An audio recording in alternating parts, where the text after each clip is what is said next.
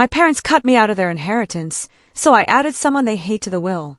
I sat between my brother and my sister as the lawyer cleared his throat. The room smelled like paper and polish. My heart pounded like a drum. He unfolded the will and read slowly. My name should have been there. It was not. Instead, a line ran through where my name should have been. I looked at my mother. Her face was empty. My father would not look at me. My brother smiled like someone had won a prize. The family leaned in.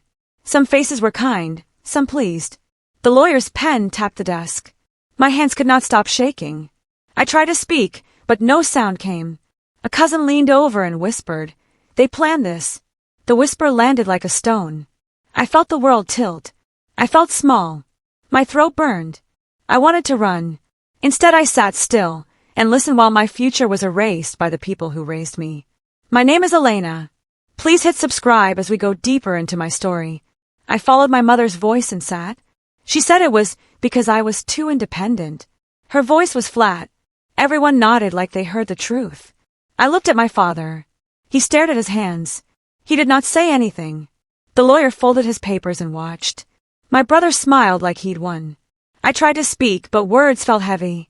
My mother told stories about my youth with small lies. She said I could not be trusted with money. I thought of my business. I had built it from nothing. I paid my bills and hired people. No one asked those facts. My sister did not look at me. A cousin passed a note under the table that said, "She was always difficult." The note trembled. Hot anger climbed inside. I stood and then sat again. I would not give them the rise they wanted. I kept my face calm and my hands still. My brother made the joke loud enough that people heard. "Guess she should have visited more," he said, and the room laughed. I felt the laughter like a slap. My cheeks burned. My mother smiled politely. My father pretended not to hear. I held my coffee cup like it was hot. Later, a cousin texted, "They planned this." My hands trembled as I read it. I found old photos on the counter. My face in them looked hopeful. I remembered being left out of trips. I remembered a party where my name was not called. It was not sudden. It was slow. I wondered how long they had been erasing me. I found bills I sent when my business started. They were unpaid. Anger felt like cold. I wanted to shout and break things. Instead, I put the photos back and breathed. I would not let them see me crumble. I remembered small cuts over many years. My mother planned gatherings without me. My father would call me busy and hang up. At school plays, I sat alone while my siblings stood with parents. My birthday texts grew shorter each year. I tried to tell them how I felt. They called it drama. I kept receipts of gifts and notes I wrote.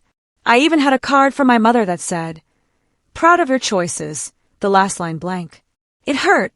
I used to cook for them on holidays and bring pies and wine. Sometimes they thanked me. Other times they did not. I kept those rejections like stones in my pocket. One day in the attic, I found a folder in my mother's handwriting. Inheritance plan. My hands shook when I opened it. Names, and some were neat and cold. My name was missing there too. The pattern was clear. This was not an accident. My mother said I was unstable with money. She said it in front of the room like that proof was enough. My cheeks burned. I brought my tax papers, my bank statements, my company license. I had built my business from nothing. I paid taxes and hired 5 people. None of that mattered. They closed their ears. A cousin whispered the real line. "Mom doesn't want your side included." The cousin's eyes were cold. I learned this fight was not about money at all.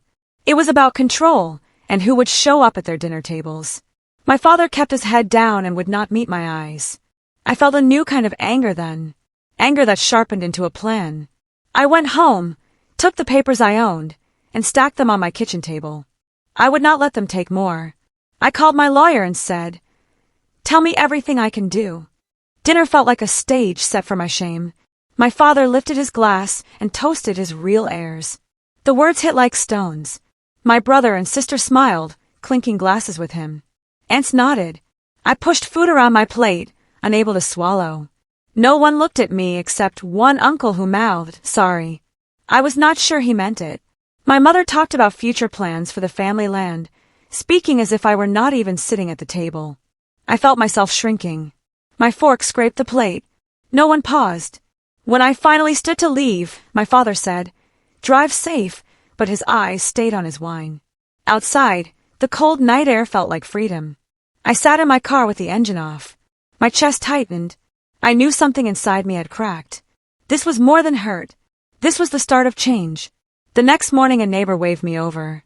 She spoke softly, like sharing gossip. "Your parents told everyone they rarely hear from you," she said. My stomach twisted.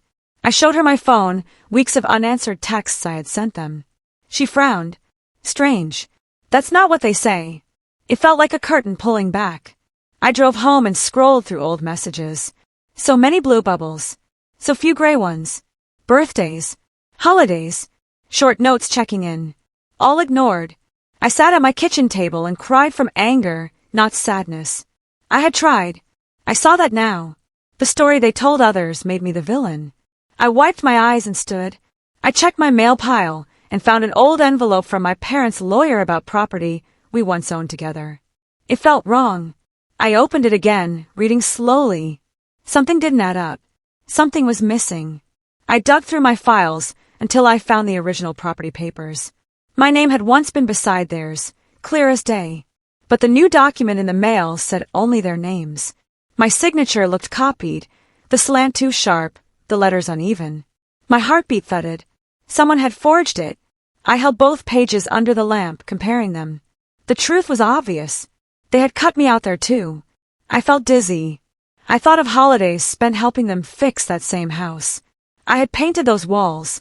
I had replaced the roof tiles. All that work, and they erased me quietly, hoping I would never notice. I snapped photos of every page. I placed the originals into a folder marked evidence. My hand stopped shaking. A strange calm settled over me. If they wanted to pretend I was gone, I could play that game too. But not their way, my way. I sat in my car that night, engine off, forehead against the steering wheel. The streetlight outside flickered. My breath came out unsteady. "If they want to erase me, fine," I whispered. Saying it out loud surprised me. The words felt strong. Before this moment, I had begged for scraps of care. Now something inside me rose like fire. I straightened in my seat. I would not beg again. I grabbed my phone and scrolled to my lawyer's number. My thumb hovered. My parents had made their move. They thought I would lie down and take it. They thought I needed them. "I hate call." My lawyer answered with a calm voice.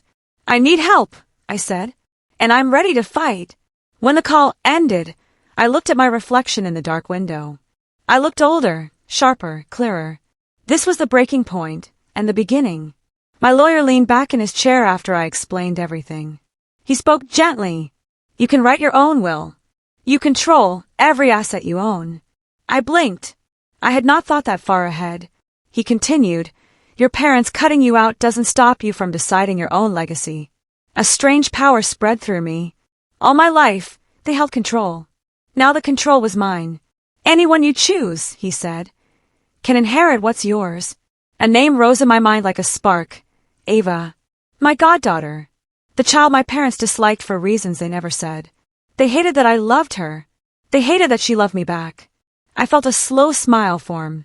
My lawyer raised an eyebrow. "You seem to have an idea." I nodded. "Yes," I said. "A very clear one." The plan began right then, sharp as glass. Aunt Lila called me the next morning. She spoke in a low voice, as if someone might hear her. "Your parents think everything should stay in the proper bloodline," she said. I asked what that meant. She hesitated. "They never approved of your spouse. They think anything you inherit would end up shared with them." My heart tightened. So it wasn't about me. It was control disguised as family values. But then she added something worse. "They've been planning this for years. Your mother said she wanted to protect the family name." I didn't know what that meant, but I knew it wasn't love. I thanked her and hung up. I stood in my kitchen, realizing every hurt was part of a long plan. This wasn't a moment. It was a pattern. I opened my notebook and wrote one word at the top. Why? And now the answers were coming, one by one. I went to the store and ran into a woman from my parents' church. She smiled too sweetly. "Your mother told us you were irresponsible with money," she said, patting my arm like I was a lost child. My jaw tightened. "Is that what she said?" I asked. She nodded. "We worry about you." I almost laughed. Instead, I went in my car and opened my messages. Screenshots began to arrive. friends sending me things my mother had said. She claimed I made wild choices. She said I struggled to handle stress. She even said my business was unstable. All lies, all spread in quiet whispers. I sat in the parking lot while new messages buzzed. Every one was proof. Proof that my parents were not just careless, they were building a story where I was the problem. My hands went cold. They had not just cut me out. They had made sure everyone agreed. That night I checked my father's Facebook page. The first post hit me like a punch. Sad that our daughter cut us off years ago, he wrote. The date showed it was posted 2 months earlier, 2 days after I had dinner with him. The comments were full of pity. So sorry, someone wrote. Children today have no respect. Another said, some people don't deserve good parents. My chest felt tight. I scrolled through the photos. He had shared old ones of my siblings, but none of me. It was like he was rewriting history. I clicked on the comments again and again. Each one made me smaller, meaner, wrong. I wanted to scream. Instead, I saved every screenshot. Proof mattered more than pain. When I closed the app, my hands were still shaking. They had not only erased me from the will, they had erased me from their story too. My sister called late that evening. Her voice was soft, practiced. We knew, she said. Just like that. I felt my throat close. Why didn't you tell me? I asked. She sighed. It's not personal. That line stung more than anything. My brother texted at the same time. Mom and Dad have the right to choose. I stared at the words, feeling heat rise up my neck. I asked if they thought it was fair. No one answered. Instead, my sister said, if you don't make a fuss, things will settle down. Settle down for who? For them. For the parents who cut me out. I ended the call. My phone buzzed again with another message from her. Just accept it. I turned the phone off and placed it face down. My own siblings had stood by and watched. Maybe they even helped. That night, something inside me hardened. The next day I got a call from the family doctor. He sounded worried. Your parents told me you were showing signs of declining cognition, he said. I almost dropped the phone. What? I asked. He apologized over and over. They said you were forgetting things. That you were making unsafe choices. I felt my pulse pounding. None of it was true. Not one bit. They had lied to my doctor just to build their case. He said he had realized the truth when he saw my recent health tests, clear and normal. I'm sorry they put this on your record, he said. I'm removing the note. After the call, I sat on the couch staring at the wall. They were painting me as unstable, unfit, unable to handle my own life. They were creating a world where cutting me out seemed reasonable. I whispered, why? But now I knew. It was never love. Aunt Lila called again that night, voice trembling. There's more, she said. She hesitated before speaking the truth that changed everything. Your parents didn't want your spouse to have access to anything you inherited. I felt a strange stillness inside. So they punished me for loving someone they didn't choose? I asked. She sighed. They said marriage changes people. They didn't want outsiders in the family circle. Outsiders. That word echoed. My spouse had been nothing but kind. My parents never tried to know them. Control, that was the real reason. Not fairness. Not protection. Control. I thanked her and hung up. I stared at my hands, remembering every cold glance and stiff holiday dinner. My parents cared about image, not love. They cared about what they thought a family should look like, not who we really were. I wrote the truth in my notebook. They cut me out because I chose my own life. And now I would choose my own legacy. I walked outside to breathe fresh air, but a neighbor waved me over again. Your parents said you're bad with money, she said quietly, but I know you run that business of yours. I nodded and pulled out my phone. I showed her my savings, my clean records, my steady income. Her eyes widened. Then why would they say? I shrugged. Because it helps their story. She looked around, then whispered, if you ever need someone to speak truth, I will. Her offer touched something deep in me, something bruised. Not everyone believed their lies. I went back inside and spread my business papers on the table. Every number proved them wrong. Every lie they told now had a counterweight. I realized something important. For years they had shaped how people saw me. But now I had proof. And with every witness who stepped forward, their story cracked a little more. When I met with my lawyer again, he spread 3 documents on the desk. These signatures are forged, he said. My breath caught. He pointed at the property form. Your name was copied. Whoever did this practiced. My stomach twisted. My lawyer leaned forward. This isn't just unfair. This is calculated. That word hit me. Calculated. They hadn't stumbled into cruelty. They had walked into it with purpose. He listed my options. Civil action. Claims of forgery. Challenges to property transfer. Even possible criminal charges. As he spoke, something steady grew inside me. I wasn't powerless. They wanted me small, confused, grateful for crumbs. But I had evidence now. I had law on my side. I had a voice. When I left his office, I held the folder tight. My parents thought they had erased me. Instead, they had given me every tool I needed to fight back. And I would. At home, I opened an old wooden box I had not touched in years.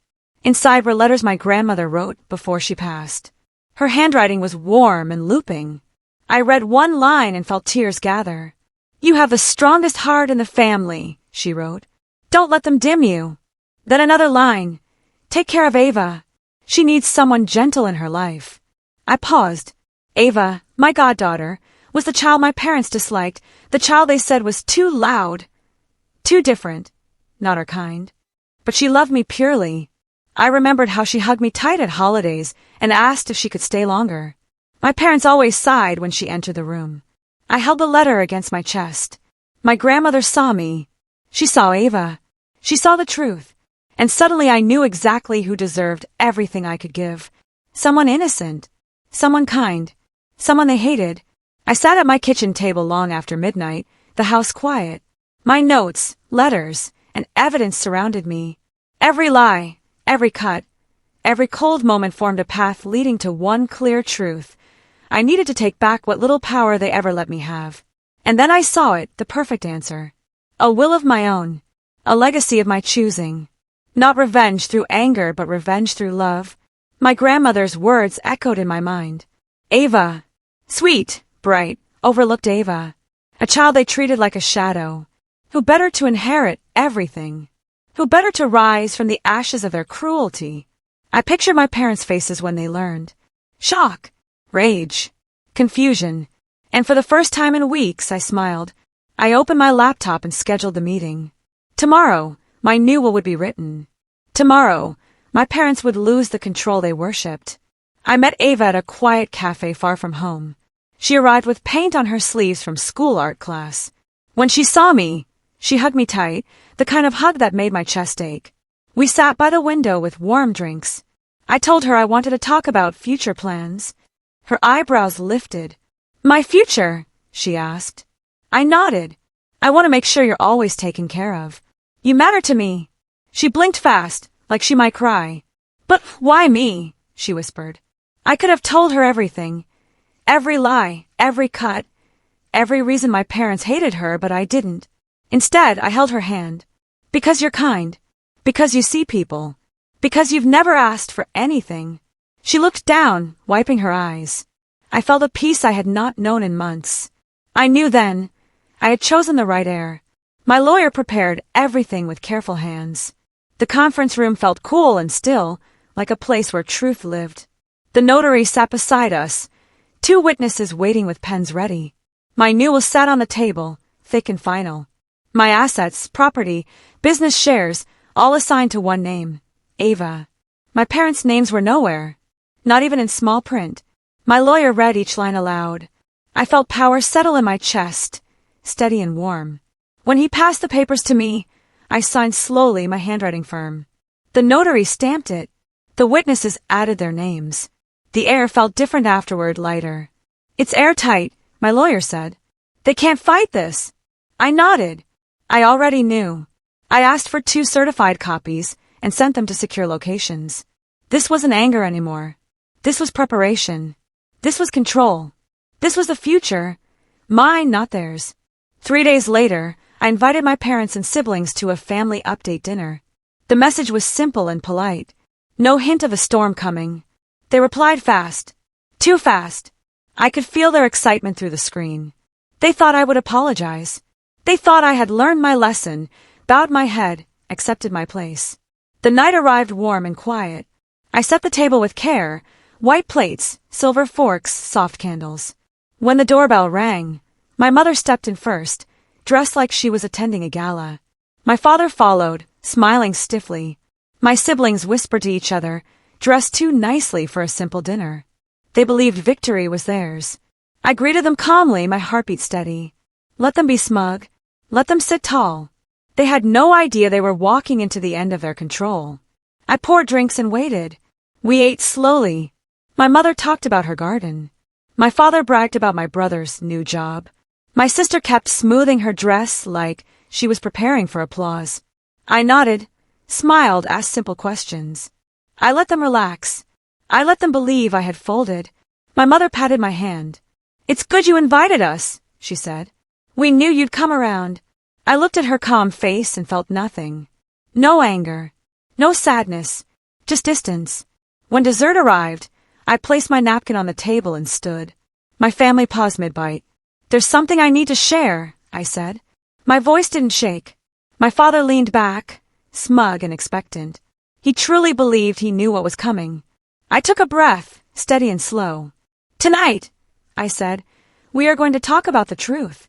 Their smiles faltered. The room shifted. And I began. I placed the first document on the table, the property file with the forged signature. My mother's face went pale. My father stiffened. "This is fake," he said quickly. But my lawyer stepped into the doorway right on cue. I had invited him earlier. "Actually," he said calmly, "it's the forged one that's fake."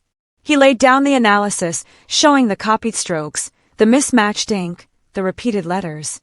My siblings stared wide-eyed. My father's voice cracked. "You don't understand." I cut him off. "Oh, I understand perfectly." I slid the second document forward. His hand trembled. The room felt charged, like a storm ready to break. My mother opened her mouth, but no sound came. I leaned forward. "You erased me from property I helped build. You did it quietly. You hoped I'd never find out." My father swallowed hard. I smiled without warmth. "But I did." Hit subscribe for more shocking true revenge stories. I lifted the remote and turned on the TV behind me. The screen lit up with screenshots, my father's Facebook lies, each one large enough for the whole table to read. "She cut us off years ago. She refuses to visit. We tried our best." My mother gasped. My sister covered her mouth. My father stood, so fast his chair scraped the floor. "Turn that off," he snapped. "This isn't fair." I raised an eyebrow. "Fair? You lied to the whole town." The comments scrolled across the screen, people calling me ungrateful, selfish, cruel. My chest tightened remembering the nights I cried alone reading them. My lawyer stepped forward again. "These posts show intentional harm," he said. "These are grounds for defamation." My father shook his head. "We didn't mean." "You meant every word," I said. He looked around the room as if searching for support, but no one rescued him. Not this time. I picked up my phone and tapped the video call button. My family froze when the doctor's face appeared on screen. "Hello," he said gently. "I'm here to clarify the false medical claim." My mother's hand flew to her chest. My father went red. "False," he repeated. The doctor nodded. "You told me your daughter had declining cognition. You said she was unfit to manage her affairs. That was untrue." My sister stared at them, horrified. My brother whispered, "You told the doctor that?" The doctor continued, "Her tests show perfect cognitive health." Silence hit the room. Heavy. Cold. Final. My father tried to speak, but his voice cracked. "We were worried." "No," the doctor said. "You were lying." I ended the call. My mother's fork clattered to the table. My father sank slowly into his chair. Their story was crumbling, and everyone could see it. Relatives who had wanted a nice dinner now shifted in their seats, whispering to each other. My aunt cleared her throat. "Your mother told us you were irresponsible," she said quietly. "She said you made dangerous choices." My uncle added, "We believed her." I nodded. "And you all repeated it." Their eyes dropped. "We didn't know," someone murmured. You thought wrong," I said. My cousin leaned forward. "Your mom said you refused to help them. That you cut ties." I stared at my parents. "Care to explain?" Their silence was loud. My lawyer handed me the sealed envelope. I placed it in the center of the table. "We're not done," I said. My mother wiped her eyes. My father's shoulders slumped. They looked small, shaken, exposed, and I had not even revealed the biggest blow yet. I took a slow breath and prepared for the moment everything changed. I opened the sealed envelope and pulled out my new will. The room leaned in. My mother's hand trembled. "This," I said, "is my legacy, my choice." I read it aloud. "All assets, property, savings, and business shares go to Ava." Gasps hit the room like waves. My mother clutched the table. My father's eyes widened in horror. "Ava!" he choked. My siblings stared at me like they didn't know me at all. "You're giving everything to her," my sister whispered. I nodded calmly. "Yes, every single thing." My father stepped forward, furious. "You cannot do that." My lawyer spoke before I could. She already did. I held up the signed, stamped pages. "This is final. Ironclad. Legal." My mother shook her head. "Why her?" she cried. I met her eyes. "Because she is the only one who never treated me like I was disposable." I placed the will down gently, like setting a trap that had already snapped shut. "You cut me out," I said. "Not because I was unfit, not because I was distant, but because you hated my marriage, my choices, my independence." My mother's tears flowed, but I kept going. "So I used the same logic you taught me, remove the people who bring harm." My father sank into his seat, staring at nothing. He finally understood he had lost. "This wasn't punishment," I said. "This was freedom." My siblings whispered to each other, panicked. My mother reached for my hand, but I moved it away. "You controlled everything for years. Now you control nothing." The air felt sharp and still. For the first time in my life, I felt taller than both of them. Stronger, clearer. "I chose someone who loves without conditions," I said softly. "Something you never offered me." I pushed the original inheritance document across the table. My name was crossed out in thick black ink. "This," I said, "is what you thought of me." My father clenched his jaw, the muscle twitching.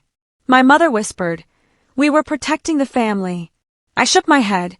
"No, you were protecting control." I pulled out another set of papers. "These remove you both from all medical, financial, and legal authority over me." My father's face drained of color. My mother's breath hitched. "You don't mean that," she said. "We're your parents." I met her eyes, steady. "Parents guide. Parents love. You manipulated." Chairs shifted as relatives looked away, unsure where to rest their eyes.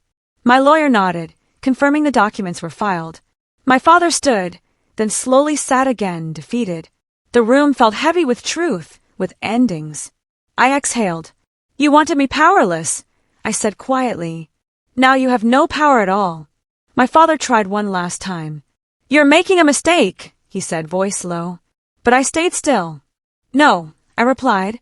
"I'm ending one." My siblings watched, confused and frightened. My mother whispered, "We only wanted what was best." I laughed softly, not cruelly, just tired. "What was best for you?" I corrected. Then I delivered the final strike. "You taught me blood doesn't guarantee loyalty." So I stopped pretending it did. My father stood again, as if rising could give him back control. It didn't. He looked smaller than I had ever seen him. You can't just erase us," he said. "You erased me first," I answered. The silence that followed felt like a door closing. I gathered my papers, calm and certain. "This is the end of your authority in my life. You don't get to direct me anymore." My mother covered her face. My father stared at the floor. They were defeated. The moment my parents left, my siblings turned on them like a dam breaking. "You forged her signature," my sister yelled. My brother demanded, "Did you lie to the doctor?" Aunts and uncles whispered loudly, some stepping forward with shaking heads. My father tried to hush them, but no one listened. Years of quiet secrets suddenly tore open. My sister pointed at my mother. "You let us believe she was unstable."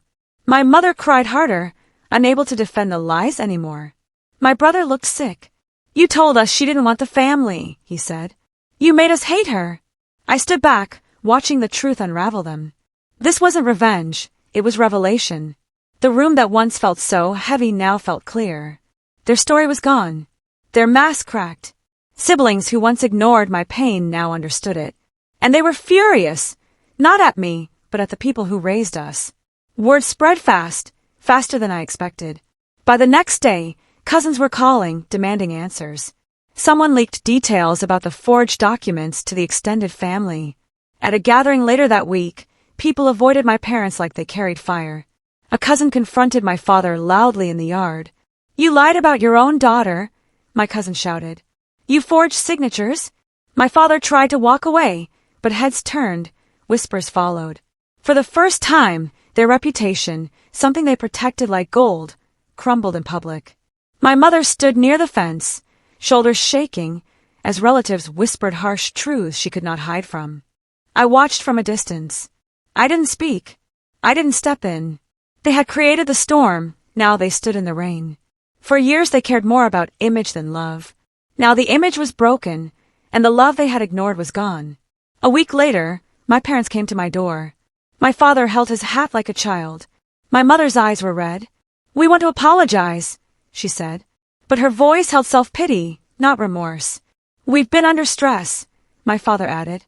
"We made mistakes." I stood in the doorway without inviting them in. "You didn't make mistakes," I said. "You made choices." My mother reached for my hand. I didn't take it. "We can fix this," she whispered. "Just undo the will." That told me everything. The apology was not for healing. It was for access. "I don't owe you forgiveness," I said gently. My father's face tightened. My mother stepped back, hurt shifting into anger. "One day you'll regret this," she said. I shook my head. "No.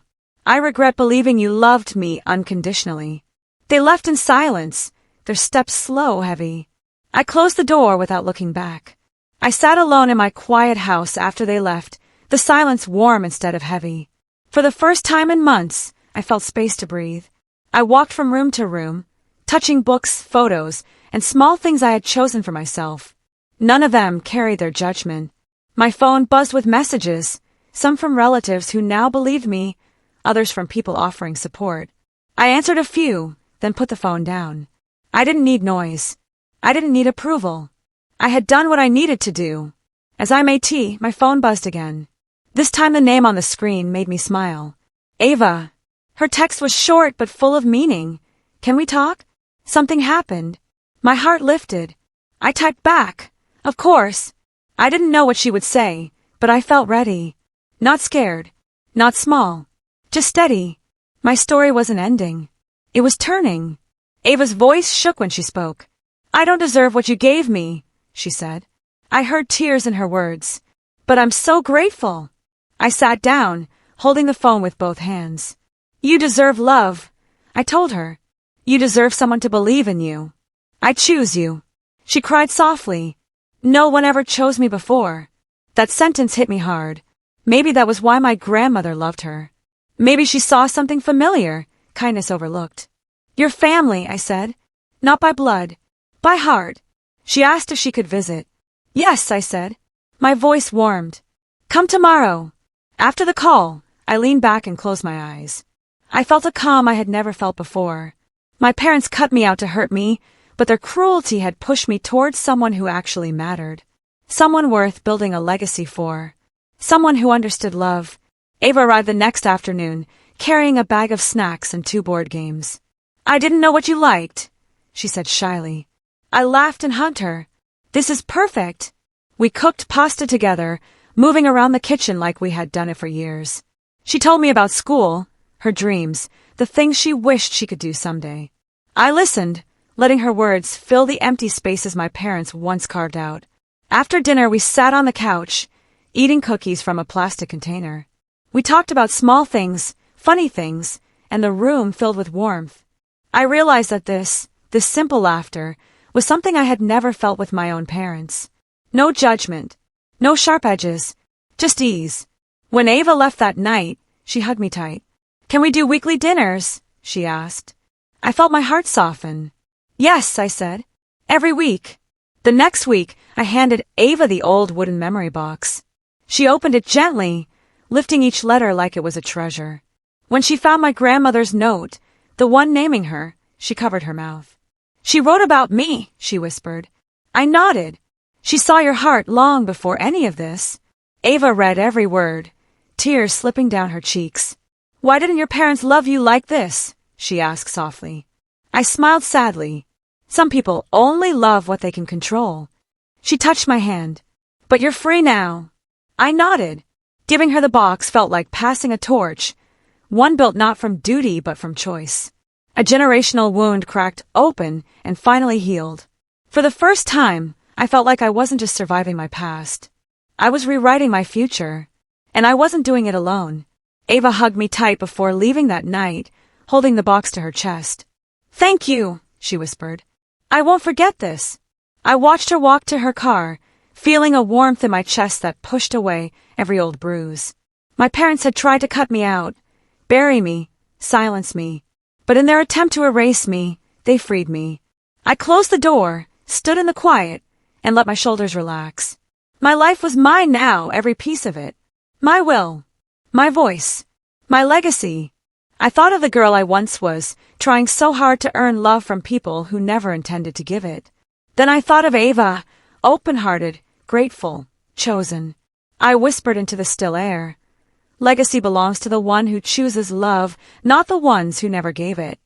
And for the first time, that truth felt complete. If you love this story, make sure you hit subscribe for more true revenge stories.